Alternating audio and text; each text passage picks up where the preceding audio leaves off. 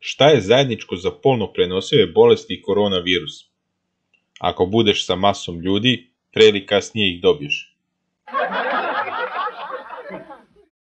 Šta je zajedničko za političare i koronavirus? Zajedničko im je da su im penzioneri glavne mušterije. Zašto koronavirus napada mačke samo u februaru? Tada ne poštuju socijalnu distansu. Koja je razlika između COVID teoretičara zavere i političara? Nema je. I jedni i drugi žive od naivnog naroda koji im veruje. Zašto koronavirus ne napada antimaskere?